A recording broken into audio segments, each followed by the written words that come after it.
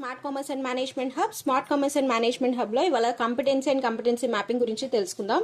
Competency అంటే ఏం లేదు, ఏవైతే మన ఒక పర్సన్లో ఉన్న క్యాపబిలిటీస్ అనమాట.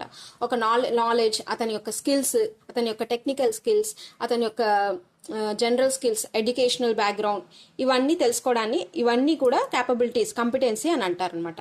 అవి ఎందుకు తెలుసుకుంటారంటే ఒక జాబ్ ప్రొఫైల్ ఉందంటే దానికి మ్యాచ్ అవుతుందా లేదా, అలాగే ఆర్గనైజేషన్ పారామీటర్స్ని రీచ్ అవుతున్నాడా లేదా అని తెలుసుకోవడమే కాంపిటెన్సీ అనమాట.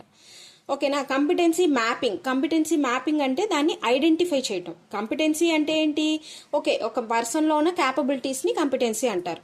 ఓకేనా. దీన్ని ఐడెంటిఫై చేసే ప్రాసెస్ని కాంపిటెన్సీ మ్యాపింగ్ అంటారు. ఓకేనా. దీనికి డిఫరెన్స్ అదే. కాంపిటెన్సీ మ్యాపింగ్ అనేది ఏంటంటే మనం ఐడెంటిఫై చేయటం ఆ క్యాపబిలిటీస్ని. ఇది 4 టైప్స్గా మనం ఐడెంటిఫై చేస్తాం కాంపిటెన్సీ మ్యాపింగ్ అనేది. Intellectual competency mapping, motivational competency mapping, అదేవిధంగా emotional competency mapping, social competency mapping. Intellectual competency mapping, motivational, emotional, social competency mapping అంటే ఏంటో ఈ కింద వీడియో క్లిక్ చేసి తెలుసుకోండి. Thank you.